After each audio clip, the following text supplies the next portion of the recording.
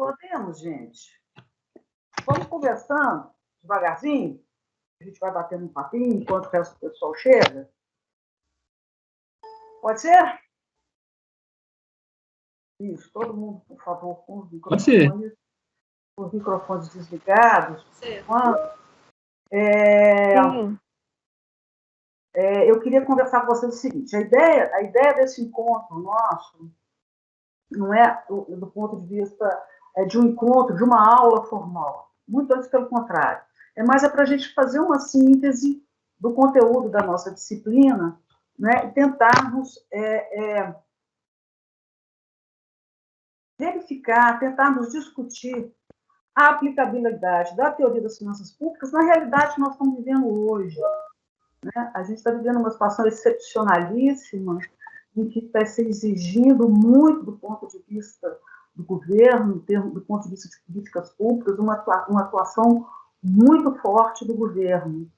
E que nós temos visto discussões muito sérias com relação às finanças públicas, com relação à necessidade de financiamento dessas políticas públicas. Isso tem se tornado um drama na vida nossa como cidadãos, né? E a dificuldade que o gestor público está tendo para tentar minimizar o caos em que a gente se encontra, né? Então, a ideia é um pouco isso, e eu queria muito contar com a participação de vocês, porque a ideia é que, como no caso do ensino à distância, a gente tem muito pouca oportunidade de uma interação mais síncrona. Eu acho que seria um momento bacana da gente ver isso, porque a gente está sentindo na pele, né, a importância das finanças públicas, a importância do governo, a importância das políticas públicas, a importância da ideia de priorização de políticas públicas, tem tudo a ver com o que a gente conversou, com o que a gente está vendo na nossa disciplina. Ok? Então, eu queria que todo mundo participasse, mas nós temos que fazer isso de uma forma extremamente... O áudio está ruim? Meu áudio está ruim, gente?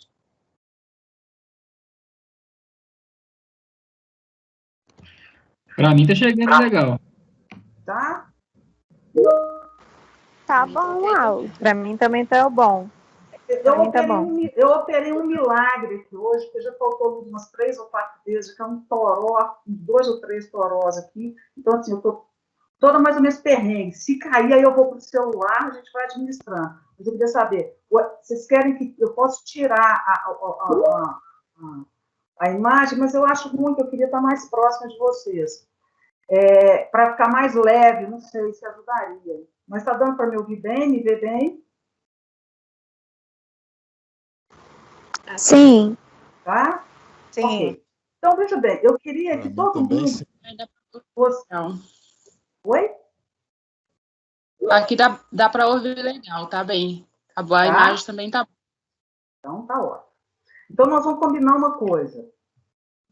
Todo mundo que quiser falar, eu vou só introduzir alguns temas, tá? Todo mundo que quiser falar, só levantar a mão. Eu interrompo na hora e passo a palavra imediatamente. A ideia é que a gente possa interagir o máximo possível. Tá ok? Ótimo. Deixa eu ver quantos já somos.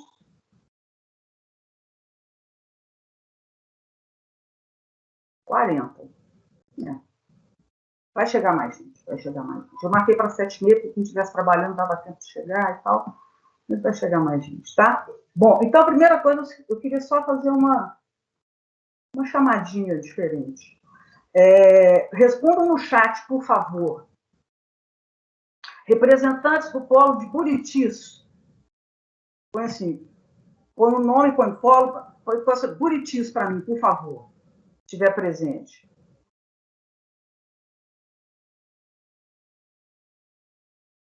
Vamos ver se temos representantes de Buritis.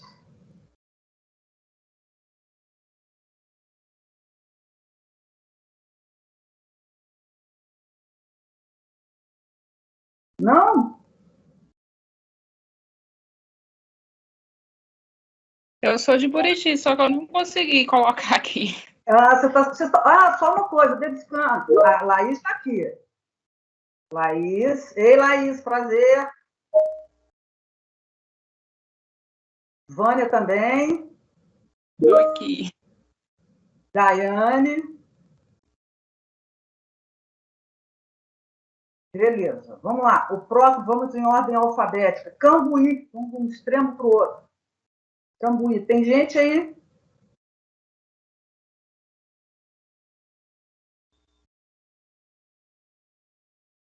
Carla, você é de qual? Cambuí. Estive em Cambuí na última oferta do curso, adorei a cidade. Mais alguém de Cambuí?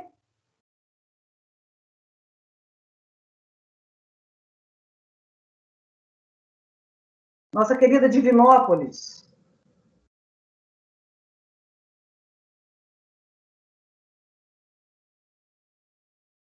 Não?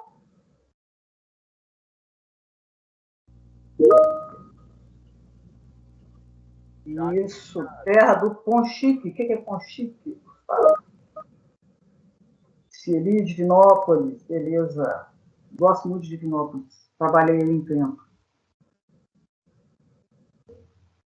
Ipanema. Manda um salada pra mim aí, irmão. Manda o quê?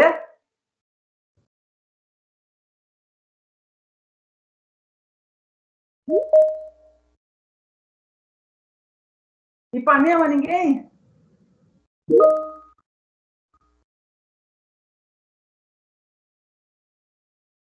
Luzia, desculpe. Luzia. Prazer, Luzia.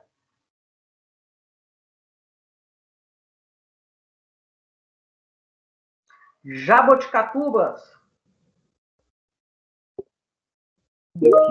Alex.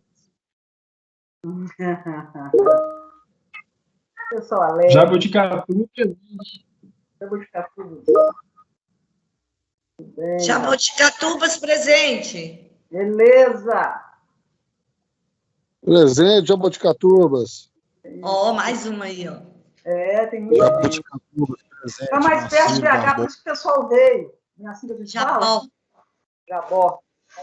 Joaíma, lá no outro ponto.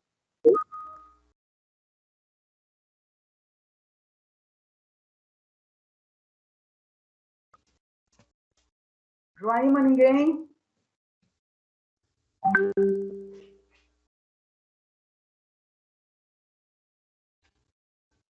Não, Joaíma não tem ninguém. Será? Não, deixa eu ver. Marcílio, Jabó. Não, Jabó está muito perto de BH, por isso tem tanta gente. Joaíma, ninguém. Leopoldina.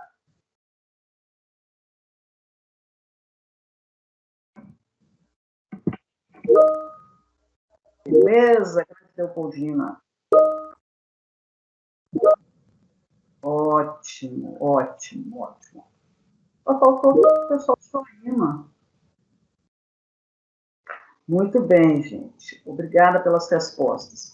Agora é o seguinte, eu quero chamar a atenção de vocês o seguinte, quando a gente, então vamos lá, quando a gente opta por focar as nossas aulas na apostila, é exatamente para que a gente tenha um norte, um rumo nos conteúdos que são imprescindíveis para a nossa formação. Então, eu separei dentro da nossa apostila 2 coisas que eu acho muito importantes e que têm relação direta com o dia a dia da gente hoje, tá? É mais um bate-papo mesmo, tá, gente? Fiquem à vontade para se manifestar. Deixa eu colocar aqui já de uma vez, se alguém quiser falar, para levantar a mãozinha, por favor. Carolina, quer falar? Carolina, conte. Conte. Está com a mãozinha levantada, Carolina?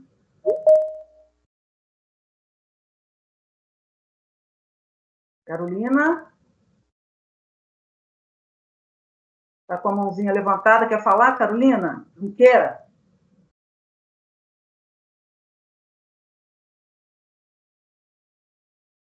Não?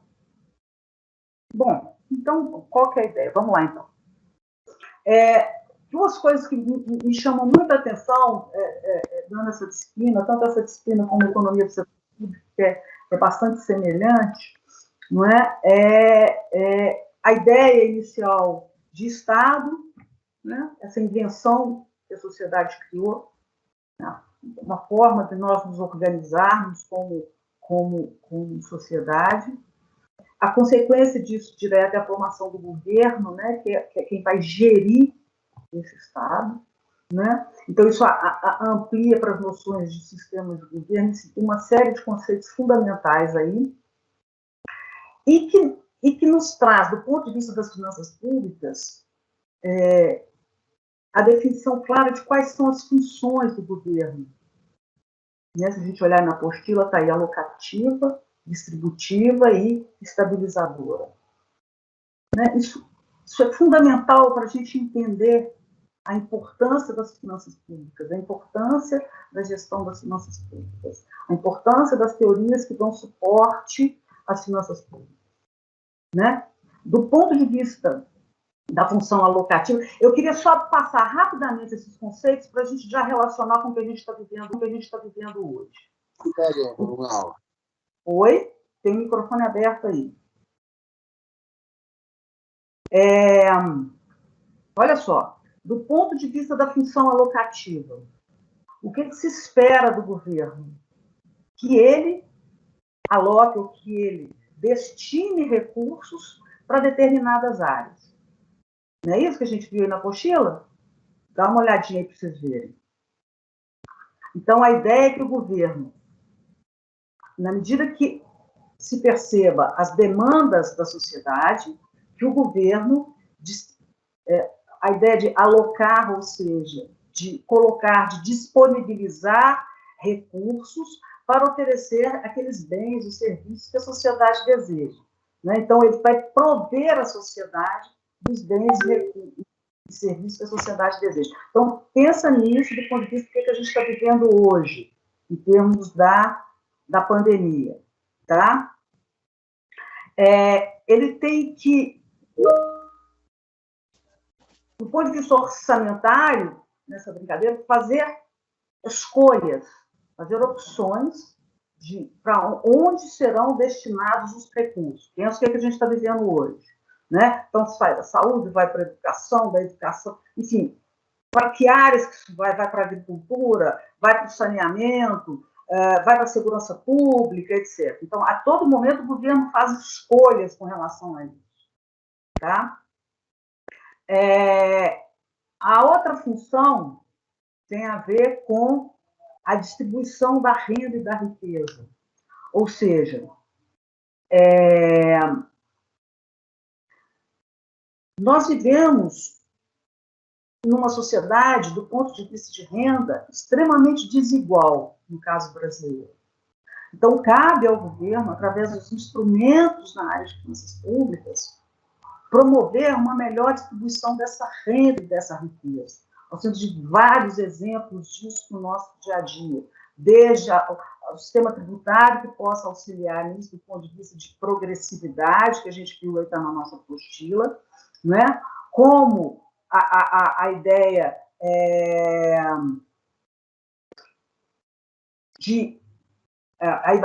são duas coisas juntas, né? Você alocar recursos em áreas que beneficiem a maior parcela da população. Então, você está fazendo alocação e distribuição ao mesmo tempo. Por exemplo, se eu aloco um maior volume de recursos para a educação, eu estou promovendo distribuição de renda, por quê? Porque as pessoas mais humildes, as pessoas de renda mais baixa, são aquelas que demandam mais serviços públicos na área de educação. Então, eu estou distribuindo renda, eu estou retirando dinheiro de quem contribuiu, ou seja, de quem tem renda, para entregar para quem não tem renda através da prestação de um serviço de educação.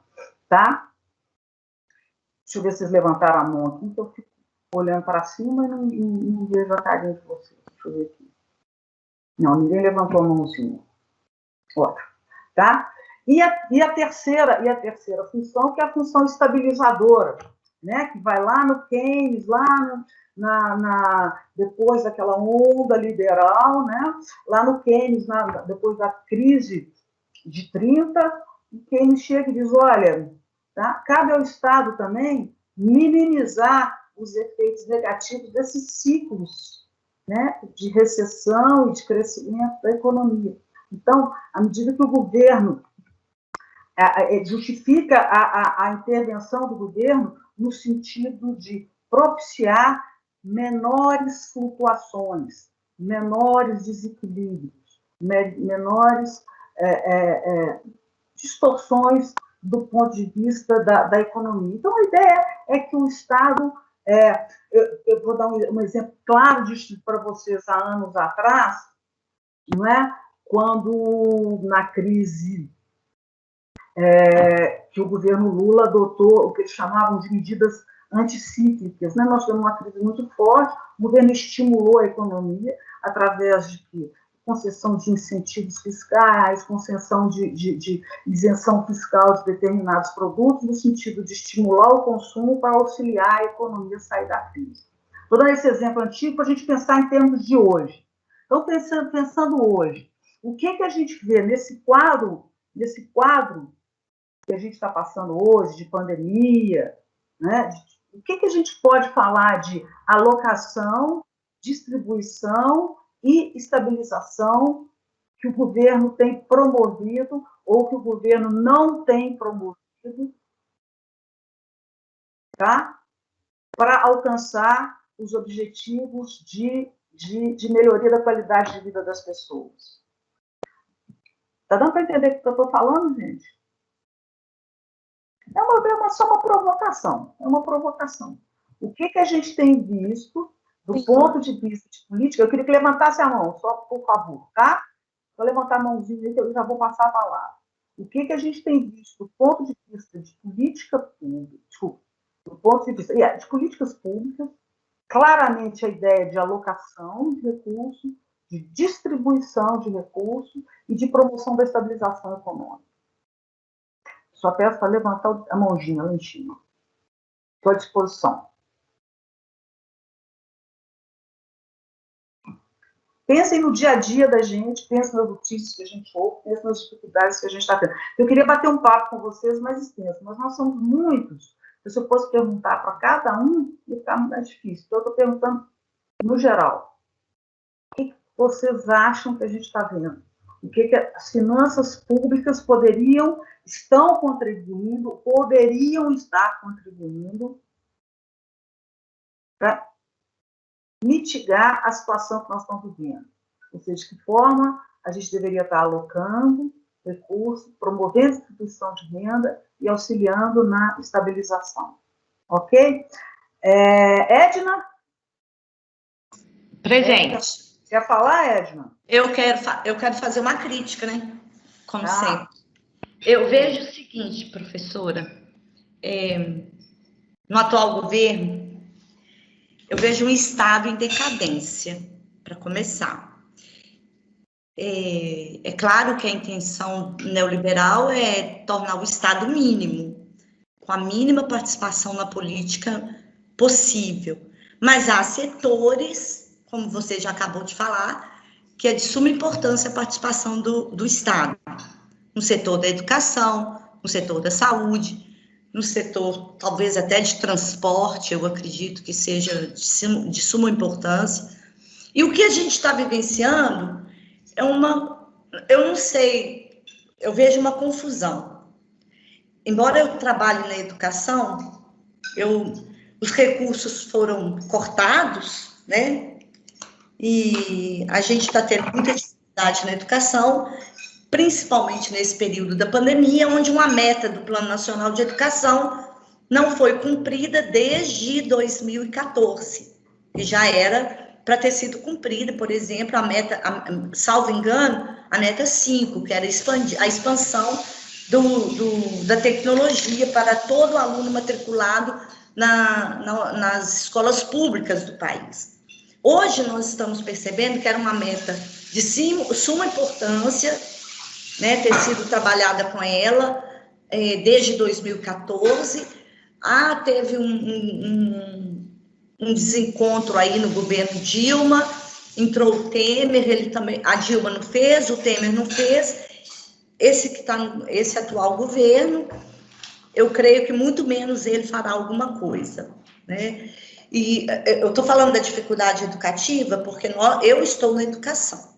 Na saúde, né, tem milhares, milhões, já tem mais de 300 mil famílias que podem, né, falar o que significou a reforma. A reforma, quando ele corta recursos do SUS, quando ele corta recursos da educação também, a gente está vendo isso, né, a gente está vivenciando.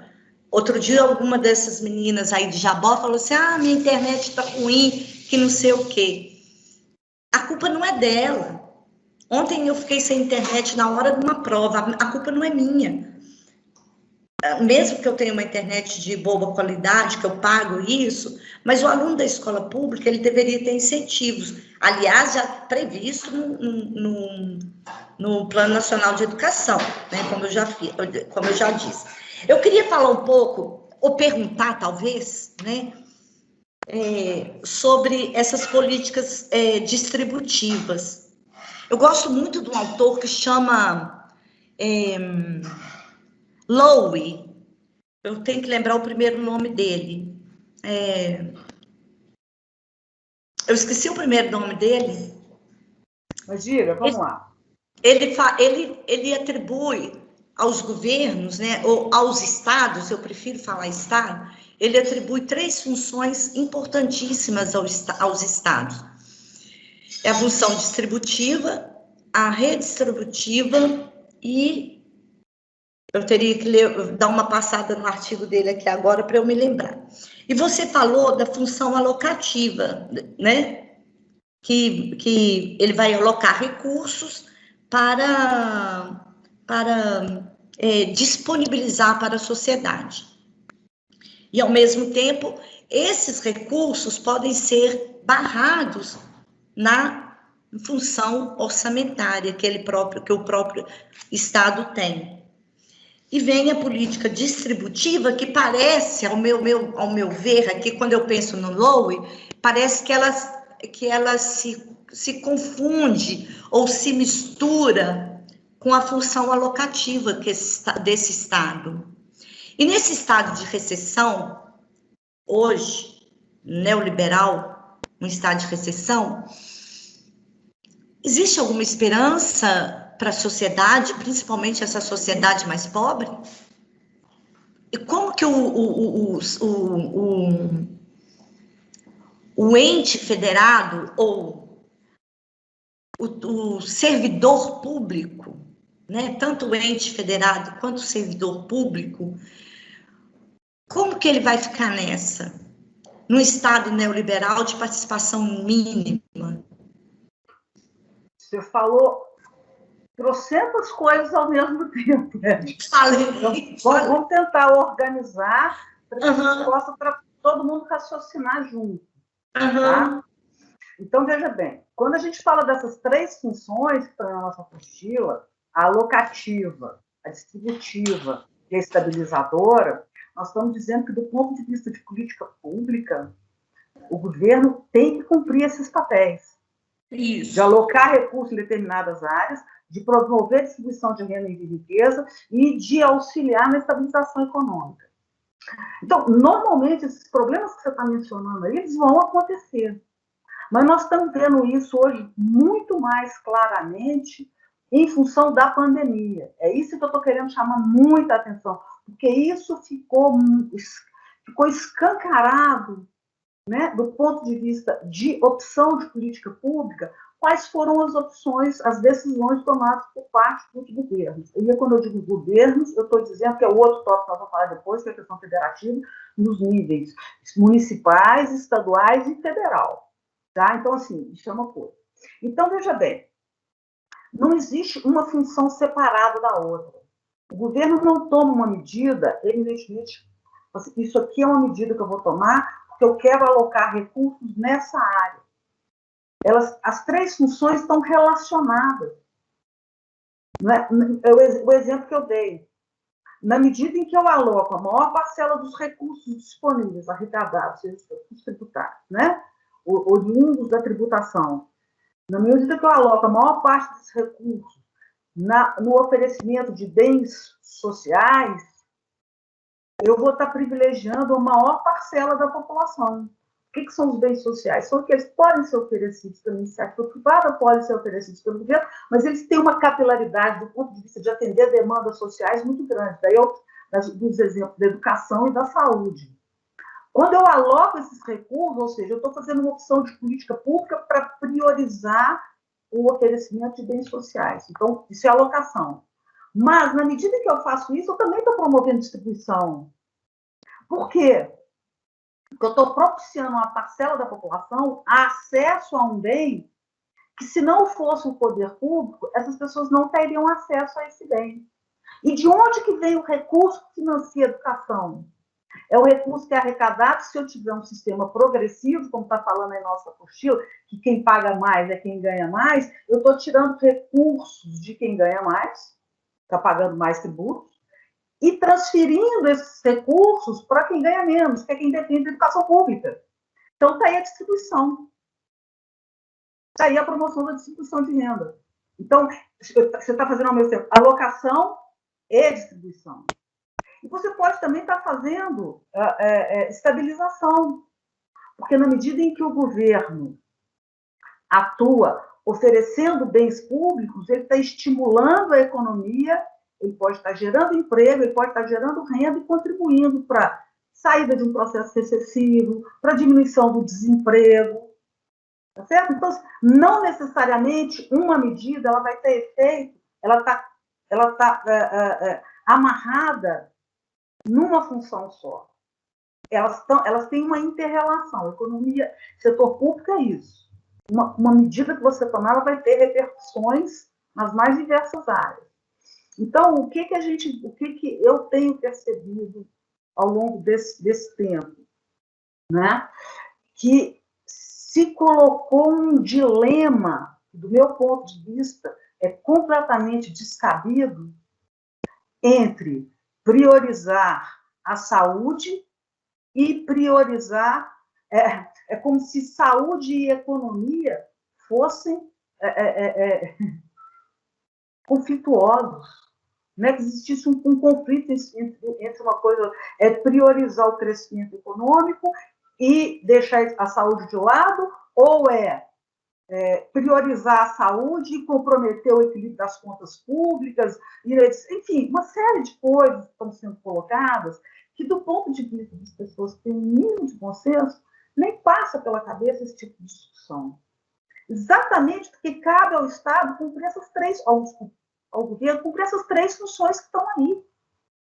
Então, se eu estou vivendo um momento como que eu estou vivendo, de uma pandemia, em que as pessoas não podem desenvolver sua atividade econômica, cabe ao Estado cumprir esse papel. Seja alocando recursos em áreas, ou seja, gastar com cestas básicas, gastar com auxílio emergencial. Por quê? Porque, além de estar alocando recursos, ele também está promovendo distribuição de renda, porque as pessoas que estão desempregadas, na medida que ela recebe o auxílio emergencial, o pouquinho que ela recebe já é alguma coisa. E, ao mesmo tempo, eu estou alocando recursos, eu estou promovendo distribuição de renda, e eu estou fazendo o quê? Na medida que o governo gasta, como Keynes dizia, ele está estimulando a demanda, porque ele está comprando cestas básicas, porque ele está estimulando, gerando renda para segmentos da economia. Então, você consegue, de alguma forma, quebrar esse ciclo, não é quebrar, mas minimizar esse ciclo vicioso. Então, quando ele não faz isso, nós estamos impedindo que o governo cumpra o papel dele. Isso em qualquer economia. Se vocês forem observar os gastos dos governos norte-americanos, e europeus, exemplos de capitalismo, vocês vão ver que não existe esse conflito. Não existe esse conflito. Tá? Então, isso é um dado. Do ponto de vista Então, tá dando para entender, gente? O Antônio quer falar. Edna, você quer falar de novo? Vamos esperar um pouquinho, vamos dar oportunidade para outros colegas. Abaixa a sua mãozinha aí, que eu vou chamar o Antônio. Pode ser Antônio Felipe? Depois a gente volta, tá, Edna? Boa noite, gente. É o seguinte, eu trabalho na instituição federal, na Caixa Econômica Federal, e pagando esse benefício, esse auxílio emergencial, eu vi muita gente que eu vou comprar o churrasco, que eu vou fazer isso. Uma mocinha, 17 anos no máximo, 2 meninos, 2 filhos. E a exclamação que ela me fez quando eu liberei o dinheiro dela, ela falou assim: vai dar para terminar minha tatuagem. Uhum. Pois é isso. O governo esperneia de um lado, o Congresso do outro, o Senado do outro, não vão tirar dinheiro daqui, porque nós temos que firmar uma PEC para poder gerar esse dinheiro, isso vai estourar o teto, do teto máximo, e essa briga para poder arrumar dinheiro para uma cretina, me desculpem, uma cretina falar que vai dar para terminar a tatuagem que ela iniciou. Me desculpe, é só um desabafo, gente. É isso, professor. É complicado. O governo também, não sou muito favorável à direita, não sou muito favorável à esquerda, mas eu vejo o governo tentando fazer alguma coisa. Evidentemente, é o toma lá da cá que ele falou que não teria, mas não tem jeito se não corroborarem com o que ele quer, que o Guedes quer. Eu preciso de dinheiro aqui, vocês me ajudam aí. Eu falei assim, eu te ajudo aqui, mas você me dá um ministério aqui. Pois essa puxa para um lado, puxa para o outro. A senhora citou os grandes capitalismos, e lá não existe essa briga indecente pelo poder. Eu quero ser ministro. Gente, pelo amor de Deus, vai trabalhar, meu amigo. Ajuda a gente aí, vamos trabalhar, que tem gente precisando, tem gente dando duro. Pô, caramba, tá difícil a coisa. Desculpe, era isso que eu queria falar. À vontade. Tem hora que a gente tem que desabafar também, porque não está fácil. Né? Depois eu comento aí, mas só te falar uma coisa. É só um comentário rápido. Eu concordo com você, sabe? Assim, eu acho que tem muita gente que não sei se necessariamente precisou desse auxílio, realmente, do ponto de vista da urgência e da escassez de recursos que a gente tem, né? Mas, assim, eu torço para que, em sua maioria, isso tenha sido empregado para matar a fome dos filhos. Sim, né? Eu tenho certeza que esses casos vão existir, né? Mas eu tenho certeza também absoluta que, em sua maioria, garantiu e tem garantido alimentação para muita gente. Né? Lucas? Boa noite, professor, boa noite, colegas. A gente estava falando anteriormente da situação, como o Estado pode participar e melhorar nessa situação. O que tem que ser observado é que a emenda condicional 95 impede investimento no país. Aí passam-se anos, a gente vem com essa pandemia, onde todos, sem exceção de nenhum país no mundo, aumentou sua dívida para poder financiar, subsidiar o que estaria fechado. Então, o que o Estado tem que fazer é isso, realocar, porque ele tem esse dinheiro. E o cidadão tem o direito de gastar onde quiser, porque o tatuador também trabalha, o tatuador também tem que levar comida para dentro de casa. Todos esses são pequenos. Foi isso que foi o sucesso de financeiro no governo Lula há 8 anos, 12 anos atrás. Então, o que tem que ser feito é cair em emenda 95 e investir na base. Caso contrário, eu tenho 12 anos de serviço público também. Não vai melhorar nada, nós vamos só piorar e vamos entrar mais ainda nessa recessão que nós já estamos.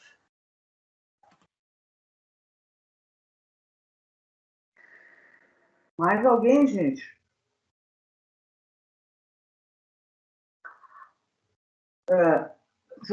Márcia, só um instantinho, eu vou só respondendo o Lucas rapidamente aqui.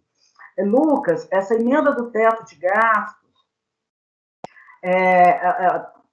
vai encontrar pessoas a favor, pessoas contra, etc. Eu não vou entrar muito nessa discussão, porque ela ela é profunda, ela foi criada numa determinada situação, numa determinada conjuntura, ela faz sentido dentro de uma determinada realidade. Essa realidade hoje não tem nada a ver com aquela realidade anterior. E com um detalhe, eu sou uma pessoa que eu não posso imaginar que é o princípio da tributação, é equidade vertical e equidade horizontal. Então, iguais têm que ser tratados da mesma forma. Então, a ideia do horizontal, se todo mundo é igual, tratado da mesma forma. A equidade vertical, que são diferentes, tem que ser tratada de forma diferente. Eu não posso fazer um corte linear de gasto público, eu não posso imaginar que o crescimento dos gastos vai ter que acompanhar no máximo a inflação. Isso, numa conjuntura econômica mais estável, nem assim eu justificaria, porque eu não posso imaginar que, por exemplo, que os gastos com saneamento público não tenham que crescer numa velocidade maior que os gastos com poder judiciário. Que os gastos com educação e com saúde não possam crescer mais do que a velocidade com que esses gastos crescem. Porque o teto estabeleceu isso. Pode aumentar o gasto só em relação à inflação. Então, se a inflação for X%, pode aumentar o gasto em X%. Se houver algum problema, se eu quiser investir em melhorar os padrões de educação e de saúde, esse parâmetro, será que vale? Ou será que eu estaria comprometendo os investimentos nessa área? Isso é um dado. E no momento de pandemia, aí que a coisa fica um pouco mais complicada, porque nós estamos vivendo a excepcionalidade da excepcionalidade da excepcionalidade. Então, talvez fosse a hora do Congresso Nacional sentar, a sociedade junto, assim, vamos reavaliar isso para esse momento especificamente? Estou só colocando uma possibilidade. Uma possibilidade. Márcia?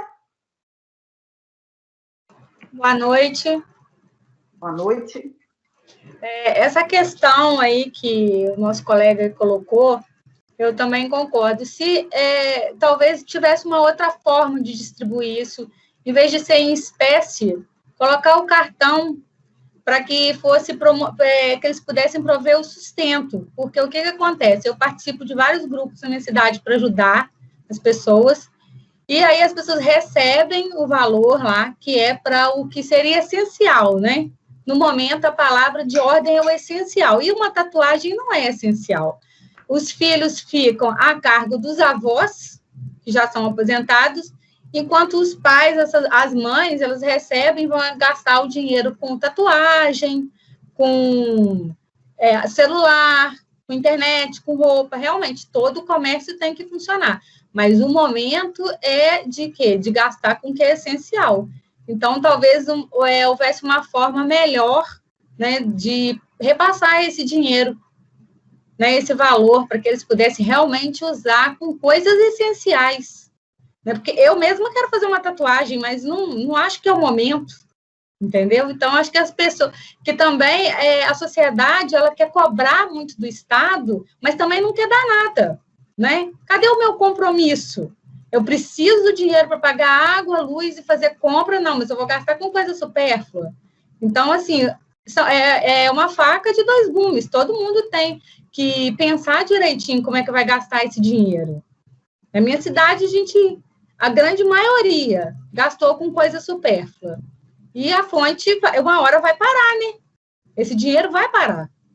Então, assim, também não é só uma questão do Estado. Não importa se é da direita, se é da esquerda, a gente tem que promover o bem social, mas sim. Mas a pessoa também tem que ter o compromisso, né? De saber gastar esse dinheiro.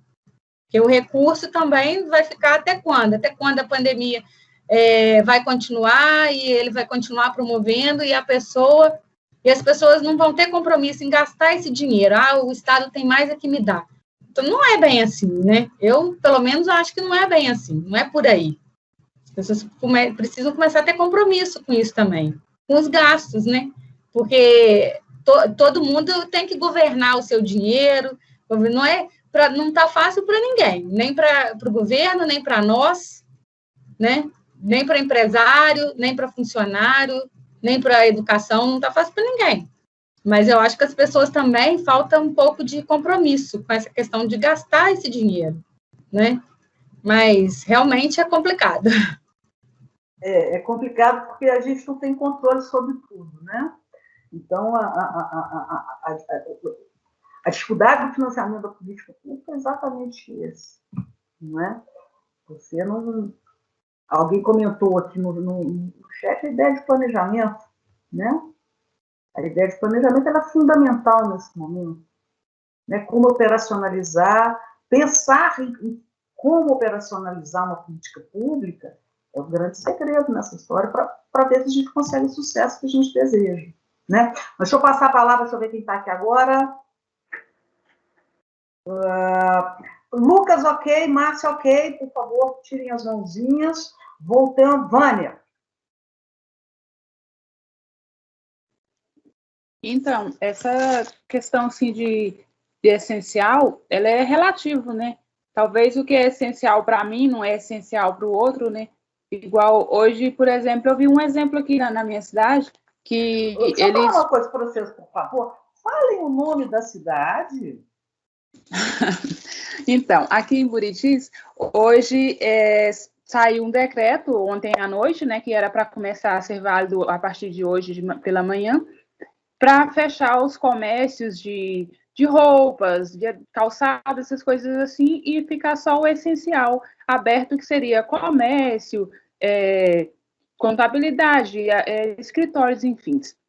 Em menos de meia hora que tinha sido fechado as lojas, já reabriram novamente, porque o pessoal vai lá e discorda com o prefeito sobre o decreto e simplesmente muda. O que era essencial já não é mais essencial, e assim vai. É complicado, porque aí a gente tem uma trajetória complicada do ponto de vista de formação de cidadania, né? Do ponto de vista de responsabilidade com a coletividade. Infelizmente, Vânia, isso é uma realidade que a gente vê e tem um pouco a ver também com o outro tema que eu vou tratar, com a ideia da necessidade, do ponto de vista federativo, ou seja, dos entes federativos, estados, municípios e governo federal, trabalharem de forma harmônica e coordenada para que as políticas públicas tenham o devido sucesso. Se você tem conflito entre esses entes, a população não sabe a quem seguir. E isso que está acima é o... Como é que chama? Deixa eu ver o nome dele, por favor. Peraí, não dá para lembrar mais. Igual, por exemplo... O Antônio comentou, né? É uma questão política, mas que no momento desse tinha que ser superada, que agora nós não estamos falando de governo de X, de Y, vou dizer, nós estamos falando da sociedade brasileira, em que os governos têm que trabalhar de forma coordenada. O objetivo tem que ser um só. E aí, quando a gente vê isso descoordenado, conflituoso, isso confunde a população. Diga, Vânia. Então, como eu dizia, igual, por exemplo, no fato de eu comprar um alimento é mais essencial do que eu comprar uma roupa. Mas o vendedor da roupa, ele depende de vender aquela roupa para ele poder levar o alimento para casa, né? Então, assim, é como eu digo, o que é essencial para um pode não ser para o outro, né? Não, o que teria que ter sido planejado é, se houver necessidade disso, qual que vai ser a contrapartida do ponto de vista do poder público? Essa Exatamente. É a ideia, né? A ideia disso. Então, assim, todos esses protocolos têm que ter sido planejados. O que a gente vê só comentar para vocês aqui o caso de Belo Horizonte é muito complicado, porque nós somos a grande região metropolitana em que as cidades estão todas interligadas. Nós temos uma população imensa que transita o tempo inteiro. Então, isso depende de uma coordenação que é o Estado, que, por sua vez, vai demandar uma coordenação por parte do governo federal. E isso não existe, do ponto de vista federativo, todos os três têm autonomia. Nesse momento, nosso sistema federativo está sendo testado. Né? Como estão se comportando esses agentes? como estão computando de forma a propiciar, a mitigar os danos que a pandemia tem trazido do ponto de vista de planejamento de políticas públicas, financiamento dessas políticas públicas. Esse é o que é complicado. Tá? Então, vocês vão fazer essa disciplina, se já não fizeram planejamento, já fizeram? Planejamento e orçamento? Já fizeram, gente? Planejamento e orçamento público?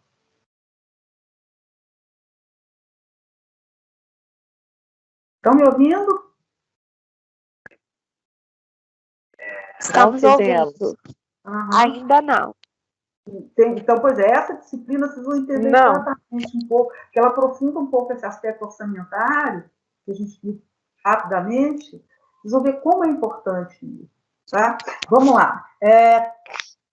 Obrigada, Vânia Carla. Está me ouvindo? Estão me ouvindo? Carla, tá. Então, boa noite, meu nome é Carla, eu sou de Bueno Brandão, faço uniforme de conduíte. Então, eu estava ouvindo, né, as alegações dos meus colegas, da senhora, e assim, o que eu noto é que realmente há um despreparo do governo, tanto a nível estadual, nacional, aliás, como a nível estadual e também a nível municipal, com relação à distribuição sem o planejamento. Essa pandemia veio para mostrar isso para a gente, porque enquanto não tinha essa pandemia, estava indo tudo bem, se falava de política, lado esquerdo, lado direito. Com essa pandemia, o que a gente está percebendo é realmente a falta desse planejamento dos governos. O que acontece? O governo mandou os recursos para os municípios. A gente já está há 1 ano dessa pandemia e os municípios ainda não conseguiram fazer o planejamento para a distribuição dos recursos. Os municípios ainda não têm programas, não têm projetos. Alguns têm, mas não supram as necessidades. Então, ninguém parou, sentou, falou assim, não, vamos planejar o que a gente vai fazer com isso. O que aconteceu? Os recursos da pandemia virou, tudo é pandemia agora, tudo é pandemia. Vamos fazer um muro lá, isso daí é pandemia porque não sei o quê. Então, o que aconteceu? A nível municipal, os municípios também estão perdidos. Eles não sabem como agir, não sabem como distribuir esses recursos. Tem municípios que estão com todos os recursos ainda, não gastaram quase nada. Vamos distribuir em cesta básica, mas e aí, como vai ser essa distribuição? Minha Vânia falou, uma hora fecha, a pessoa vai lá, reclama, o prefeito vai lá e abre.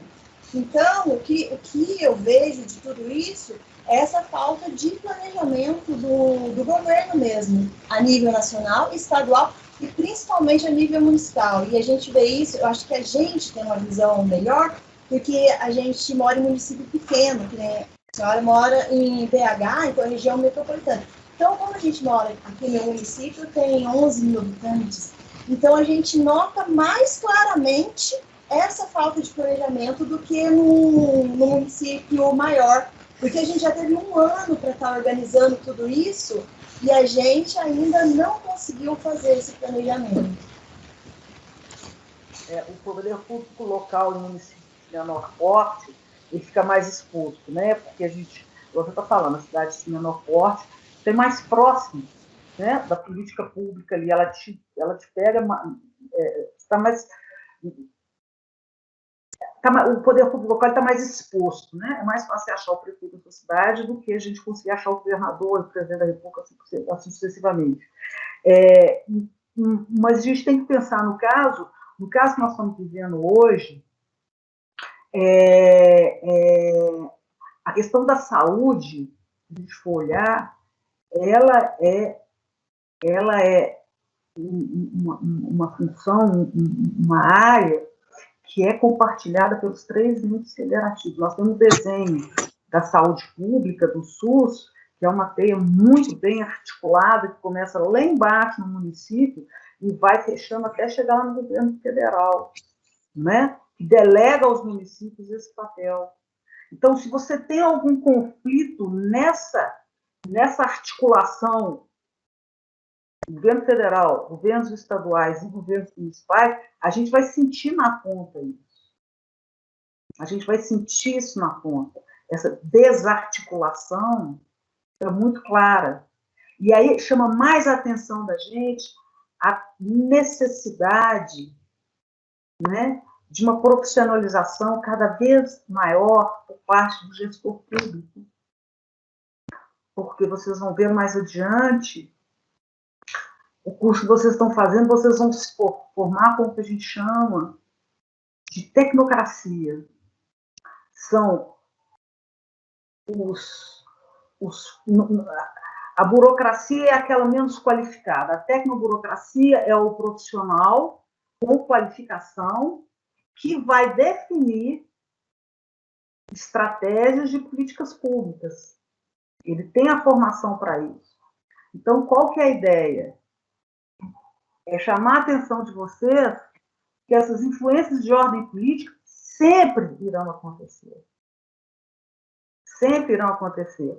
O importante é que a gente tenha instrumentos de políticas públicas que não sejam tão vulneráveis a injunções políticas. Isso só se faz com um quadro de gestores públicos qualificados e a sociedade acompanhando. Tá? Wagner? Boa noite a todos, Wagner aqui de Buriti. Eu discordo com a Carla da forma que ela se posicionou aí. Eu acredito que não só o governo brasileiro, quanto tantos outros governos de mundo afora, também não estavam preparados para essa pandemia, não é correto? Eu acredito que não seja correto dizer que o governo federal, só o governo federal não estava preparado para essa pandemia. Porque essa pandemia afetou de forma muito rápida, né, o mundo todo. Ricardo, pega ela aqui, por favor, aqui. Pegou não só o governo brasileiro, né, quanto todos os outros governos aí fora. E o nosso governo, ele gastou só com essa pandemia, nesse período de pandemia, vamos contabilizar aí 1 ano e entrando 2 anos já, ele gastou em torno de 564,14 bilhões de reais já, né? Incluindo os gastos com a saúde, né? Que é um gasto público muito alto, né? Esse dinheiro foi direcionado para os estados, a maior parte dele foi direcionado aí para o estado de São Paulo, né? Que é um estado, que é um dos estados, tipo assim, que maior arrecadação aí nacional é o estado de São Paulo, e os outros recursos foi para os outros estados, né? E essa falta de organização dos estados, dos governadores, prefeitos aí, que eu acredito que tenha feito, aliás, tenha causado esse efeito grave na saúde, mas eu não consigo em colocar a culpa somente no nosso governo, no governo federal, não é verdade? Porque imagina, olha o gasto, 564 bilhões de reais. Pega esses gastos e vê aí, vamos colocar na gestão anterior. O que o governo gastou só com construção de estádio na época da Copa do Mundo. Imagina se esses recursos tivessem sido realocados, né, para fazer hospitais. E em cada hospital tivesse aí 10 UTIs, né? Vamos colocar que fosse construído aí 10 hospitais em cada estado. A gente aqui na nossa cidade, a gente carece muito de profissionais da área da saúde. Quando passamos por situações aqui que não dá para o nosso município atender, somos realocados para outro município. Geralmente a gente vai para... Agora, na situação da pandemia aí, o pessoal daqui está indo para um aí. Está indo para um aí. De vez em quando consegue uma vaga, leva para Formosa. Você entendeu? Aí o que acontece? Eu acredito que ninguém estava preparado para isso. Entendeu? E o governo está fazendo a sua parte. Esses 564 bilhões foi pago tanto para a saúde, né, quanto para auxílio emergencial. E quanto fala em auxílio emergencial, que é outro gasto público que o governo não está preparado, que as pessoas falam que, mas tem dinheiro. Tem dinheiro? Tem. Mas e aí? E depois? Como é que vai ficar para declarar esses gastos? Como é que vai ficar? O presidente, se ele gastar demais, ele vai entrar na malha fina. Ele pode sofrer um impeachment, que vai estourar o teto de gastos. E aí? Como é que vai ficar? As pessoas não têm responsabilidade com aquele auxílio que recebe, porque eles gastam de forma desorganizada. As pessoas também são desorganizadas. E muitas vezes pessoas que não precisavam do auxílio, né? Não precisavam desse auxílio, sacou esse auxílio, entendeu? Para beber, para tomar cachaça, para fazer um tatu, para abastecer o carro, você entendeu? Então as pessoas são responsáveis por esses gastos que foi direcionado para o governo, você entendeu? As políticas públicas, elas têm que ser efetivas, você entendeu? Não só aqui no nosso país, ela tem que ser efetiva, igual ela é efetiva em outros países, você entendeu? Ela tem que ser direcionada à população, não só à população mais carente, mas a todos. Vamos colocar assim, o comunismo, o que ele tenta fazer? Ele tenta em todas as pessoas, né? Ele quer fazer o pobre igual ao rico e o rico igual ao pobre. Mas sempre, eu acredito que sempre vai haver as pessoas mais ricas e sempre vai haver os mais pobres. Isso é de acordo com o nível de educação das pessoas, nível, tipo assim, passo que o governo tem que ter com a educação, né? O nosso governo, historicamente, se você for analisar aí, nosso governo, ele gastou muito pouco com educação histórica. Temos muito analfabetos funcionais, profissionais que terminaram a faculdade, mas não sabem trabalhar, você entendeu? Gasto muito alto com a educação, né?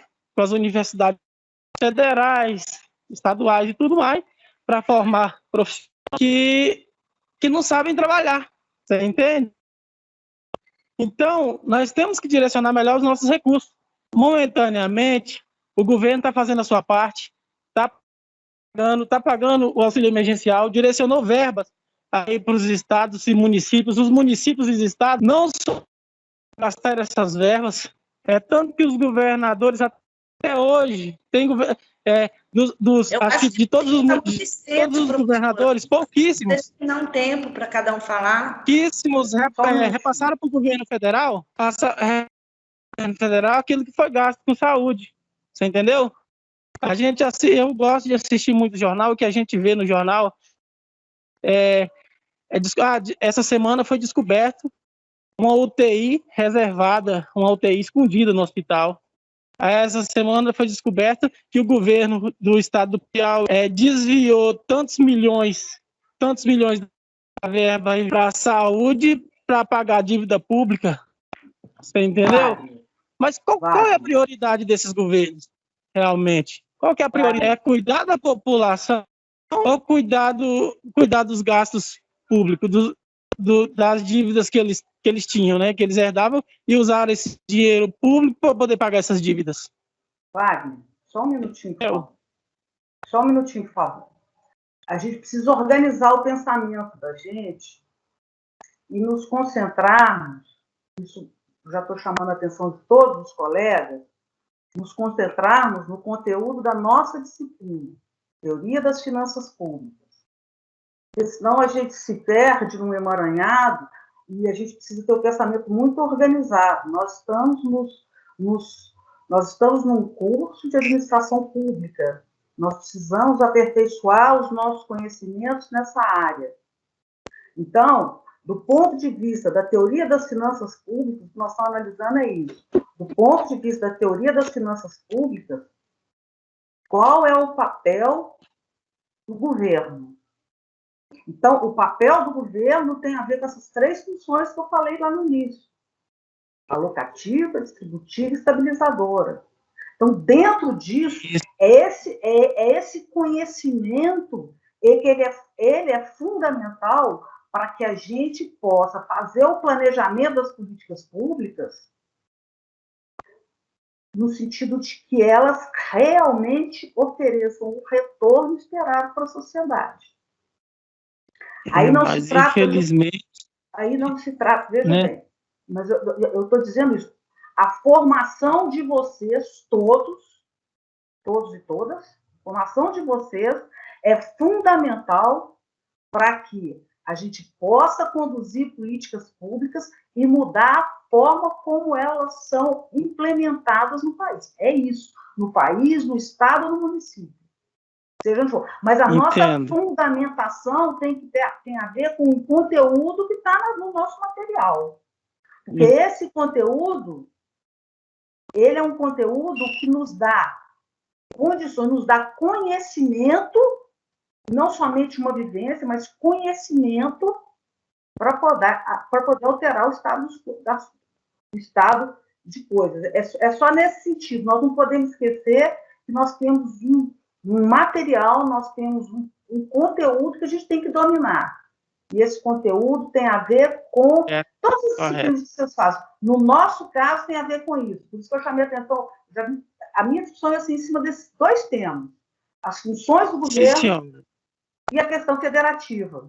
Porque em cima são as dificuldades nessas duas áreas, dentre outras, que estão nos trazendo tanto desconforto do ponto de vista da pandemia. Além do desconforto natural, nós temos a crise se agrava. Por quê? Porque nós temos tido problemas com relação à condução dessas políticas, seja no nível que for.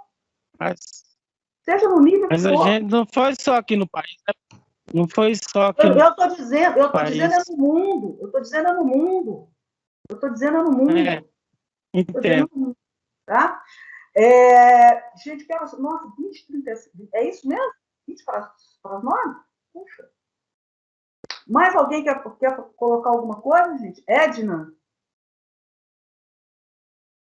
Oi, professora. Obrigada pela oportunidade. O colega falou bastante, né? E enquanto o colega falava, eu prestei atenção no que ele falou, embora não concordando, mas nós estamos aqui não para discordar, mas para respeitar a fala um do outro. Voltando nas políticas, conforme eu falei com a senhora, eu gosto muito eu me lembrei o nome dele, tá? Theodore Lowy, tá? Ele escreve sobre políticas de Estado, distributivas, regulamentativas e redistributivas. Então, eu queria só pegar um trechinho dele para ver, só para a senhora falar assim, é isso mesmo, Edna, ou não é Edna? Tá bom? Pode ser? Pode. Então tá. Eu peguei um trecho do Lowy, que eu até escrevi num artigo que eu publiquei. As políticas distributivas descritas por Lowy caracterizam-se pela facilidade com que podem ser desagregadas e seus recursos dispensados de forma atomizada, a unidade isolada, sem obediência a qualquer critério mais geral ou universalista. Na semana passada, em audiência no Senado... Tem algum microfone aberto aí, gente? Por favor. Esta política, segundo o autor, pode ser sinônimo de clientelismo, né? A política distributiva como sinônimo de clientelismo, aquilo que acho que é Marco Antônio, né? Que ele citou sobre a questão do auxílio emergencial. E pode ser a patronagem, ou seja, existe sempre uma troca de interesses individualizadas e os não desfavorecidos deste projeto perdem sua força, porque os mais fluentes entre eles podem ter sempre seus interesses afetados. Ou seja, diante de uma agenda, quando eu falo em agenda, a senhora fala a mesma linguagem, uma agenda na Câmara ou no Senado, no Congresso Nacional, quando se tem uma agenda para ser votada, que a população ainda precisa do auxílio emergencial, eles estão julgando justamente por aquela parcela que, segundo o censo, são pessoas consideradas mais pobres, ou às vezes até miseráveis, né? Eu não preciso, meu filho não precisa, o outro lá que vai fazer tatuagem não precisa, mas tem muita gente que precisa. Então, o Estado tem que prestar socorro, sim, que é função dele, prestar socorro à sua população, como a senhora já falou, e é função do Estado, sim, também alocar esses recursos para pequenas empresas, para que essas empresas continuem existindo e continuem gerando renda, gerando trabalho, dando emprego, dando entre aspas, né? Gerando trabalho, gerando renda, gerando salários, gerando impostos, tudo isso. É claro que podemos considerar clientelismo, mas é dessa forma que o Estado tem que agir. Outra coisa não menos importante, a gente pode voltar não sei se foi com a senhora a aula, porque eu não sou muito boa para guardar nome, não, das professoras, não. A aula que nós tivemos com o texto daquela menina da Souque, que ela fala da era dos direitos. Valéria Souque. Não é? Então, quando a gente volta lá na conquista dos direitos, na conquista constitucional dos direitos, a gente vê que tanto o pobre, que não tem onde cair morto mesmo, ele tem direito, mas o outro que está lá, que está desempregado, que perdeu o emprego, ele também tem direito. Então, nós estamos falando questões de direitos. Nós sabemos muito bem como que se desenvolveu a história o ciclo de direitos no Brasil. De direitos civis no Brasil, não se falava nisso, né? Direitos sociais, muito menos. Agora que nós conseguimos, agora vamos colocar 30, 40 anos aproximadamente, que nós conquistamos um espaço maior no hall dos direitos constitucionais. Mas isso é clientelismo, isso não pode. Não sei. Se nós que somos trabalhadores, eu me julgo uma pessoa trabalhadora, eu pertenço à classe trabalhadora, eu sou filha de trabalhadores, se nós que somos trabalhadores pensamos dessa forma, quem está no Congresso, ele tem que pensar diferente de nós, não? Né? Ele tem que pensar como nós pensamos. E eu queria só sugerir para o colega que acabou de falar aí agora, ele é lá de Buritis, eu me guardei o nome da cidade dele, para ele ler um pouco mais sobre comunismo, que comunismo não é fazer rico igual pobre, nem pobre que nem rico, não. A gente precisa ter discernimento disso. E para ter discernimento de comunismo, colega, nós precisamos ir lá em Karl Marx, ler o Capital, ler tudo que Karl Marx escreveu para a gente compreender. Eu não vou dar aula de comunismo aqui, não. Mas eu só estou querendo falar isso, que eu fiquei assim, engasgada na hora que o colega falou. E eu senti essa necessidade. Obrigada e desculpa pela demora aí no meu tempo. Não, de jeito nenhum. Gente, a gente já vai encerrando, já são quase 15 para as 9. Eu queria chamar a atenção de vocês para uma coisa. Nós temos que nos preocupar, nós, enquanto gestores públicos, nós vamos nos formar em administração pública, em dominar os conteúdos das nossas disciplinas. Por isso é que eu estou focando, se a gente começar, então, todas as disciplinas que vocês viram, né? Mais as outras disciplinas que vocês ainda verão. Então, isso tudo vai formar uma bagagem que vai qualificá-los a atuar como gestores públicos. Então, a nossa experiência pessoal ela é importante, mas a gente tem que pensar que a partir da nossa formação é que nós vamos ter condições de nos instrumentalizar melhor para tomar decisão do ponto de vista de política pública. Que, independentemente da situação, nós seremos desafiados a todo momento. E que as dificuldades que a gente está vivendo hoje, agora a gente não pode falar um ano atrás, né? Há um ano e pouquinho atrás eram impensáveis. Tá? Então, nós não podemos criticar política pública a partir de agora sem verificarmos, do ponto de vista das finanças públicas, se o governo está cumprindo os papéis que ele tem que cumprir, se o nosso sistema federativo está funcionando de tal forma que os entes federados possam cumprir seus respectivos papéis. É nesse sentido. Não que discussões que tratem de outras dimensões não sejam relevantes, mas para o nosso caso especificamente, a leitura que a gente tem que fazer da nossa apostilinha agora, que ela é muito sintética, mas ela é muito objetiva, do ponto de vista da teoria das finanças públicas, que relação que eu posso fazer desse conteúdo que tem na nossa apostila com a situação que nós estamos vivendo hoje. Tirar um pouco, eu estou tentando mostrar para vocês, é muito difícil a gente fazer isso, mas tirar um pouco do sofrimento que a gente está passando, as dificuldades que a gente está passando do ponto de vista pessoal, etc., etc., e agora nos colocar numa outra posição, uma posição de pessoas que já dominam determinados conteúdos e que podem aplicar esses conteúdos para melhorar a performance dessas políticas públicas, independentemente de questões partidárias, de questões ideológicas, do que for. Nós temos uma realidade hoje que nos exige superar essas questões.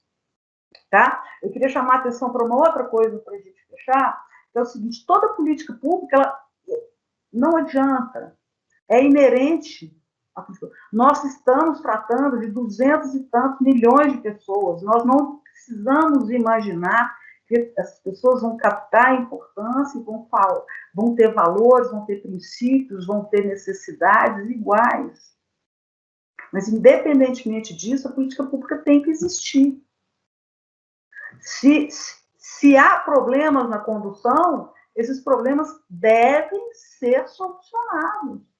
Se o dinheiro não está chegando, como deveria, enfim, se a política não está sendo conduzida, se tem problemas de logística, se tem problemas disso, daquilo, o problema não é de ordem, o problema é de ordem técnica.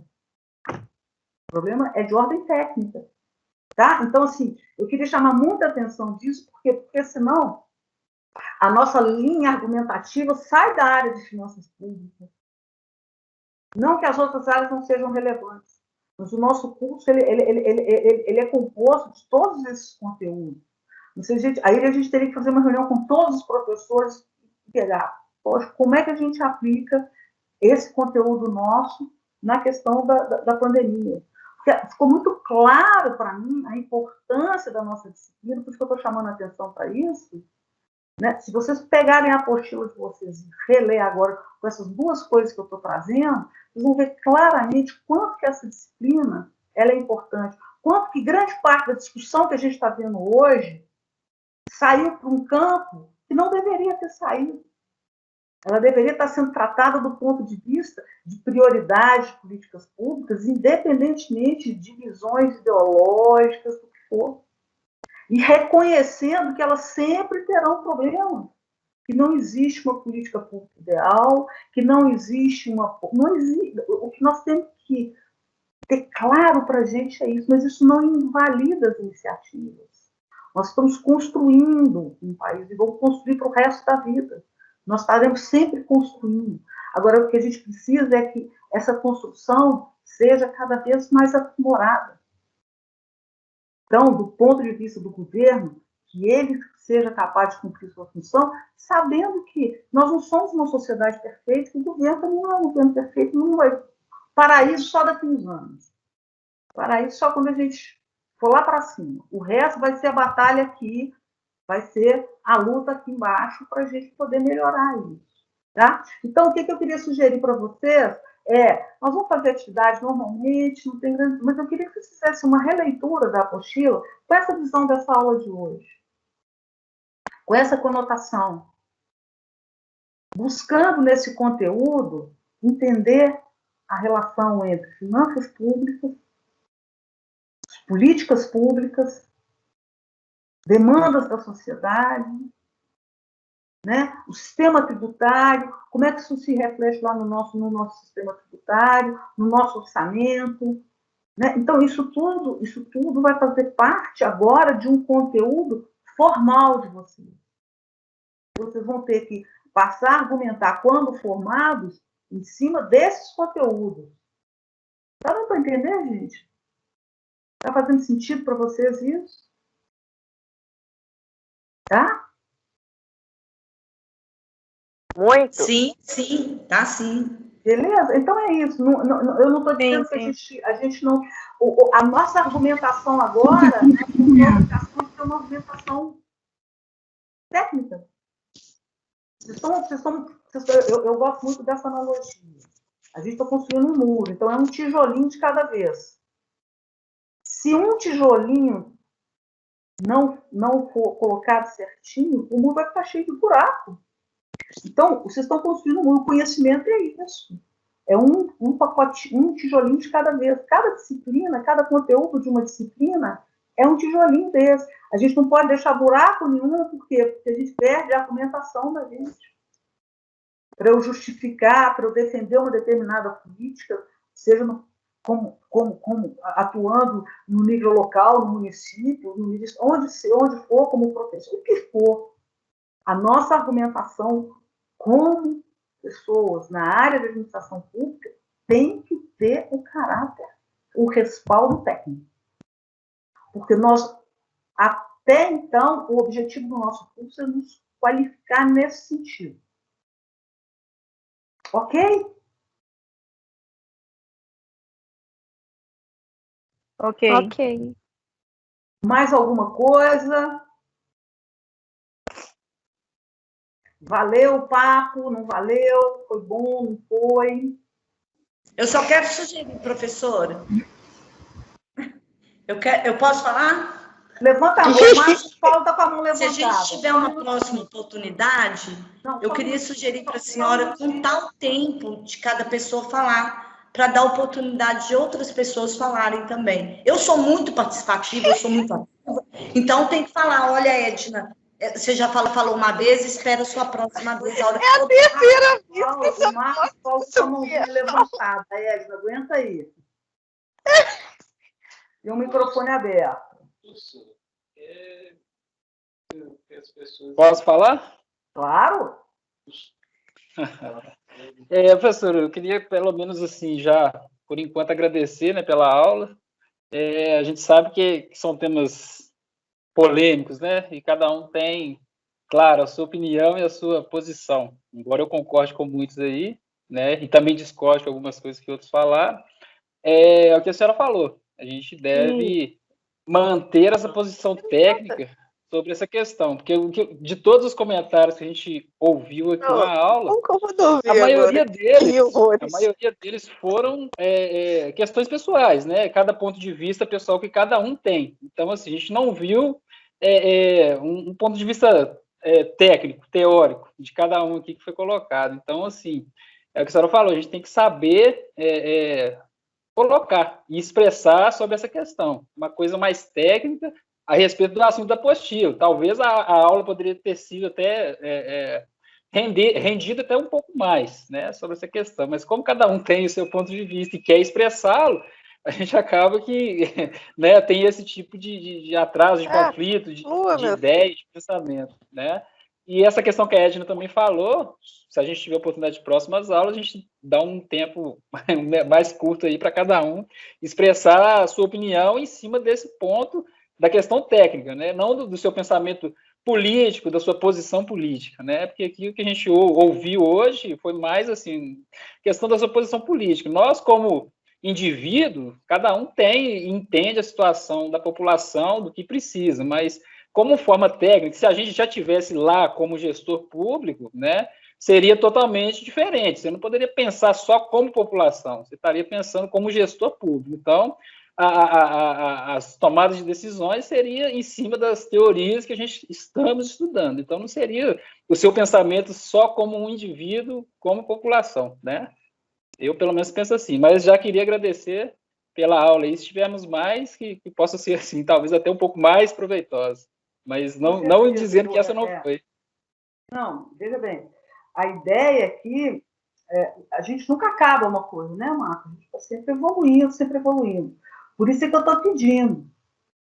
Ainda há tempo da gente fazer uma nova leitura da nossa apostila, marcar as coisas, rabiscar, etc. E eu tenho certeza absoluta que vocês vão ler com uma outra visão agora, com uma outra posição, com uma capacidade de assimilar esses conteúdos que não é que tenha que nos afastar da nossa realidade, não é que a gente não tenha que ignorar a nossa realidade, mas a gente tem que se afastar dela um pouco, ver o que esse conteúdo nos apresenta, para que a gente possa se posicionar tecnicamente. Não que a gente tenha que abrir mão da nossa visão política, tá? Mas nesse momento nós precisamos, para ter argumentação, a gente precisa ter uma ferramenta, a gente precisa ter conteúdo, a gente tem que ter, como diz o outro, tem que ter caldo.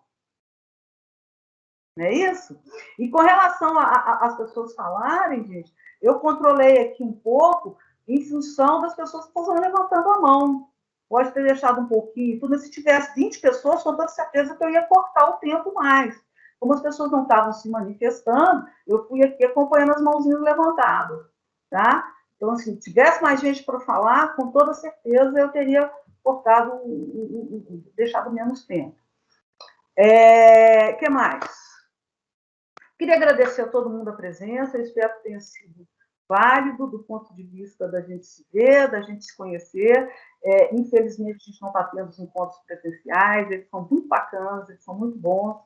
A gente se vê, eu estou sentindo muita falta de sala de aula, sabe? Muita falta de estar com vocês, de vê-los, de conhecer mais proximamente e tudo. Mas quem sabe até o final do curso a gente consegue os encontros presenciais, a gente dá uma rodaria, eu adoro dar uma rodadinha por Minas Gerais e conhecer vocês todos. Tá ok? Deixa eu ver se tem alguma coisa aqui. É isso, gente. Muito obrigada. Continuem se cuidando, tá? Façam a parte de vocês como cidadãos e como profissionais.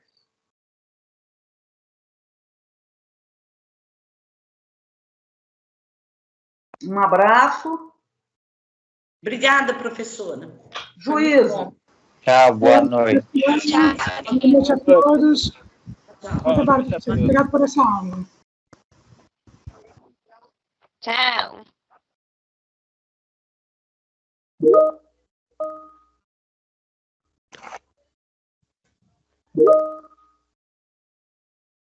Valeu pela aula, muito obrigado. Tchau, tchau, até a próxima.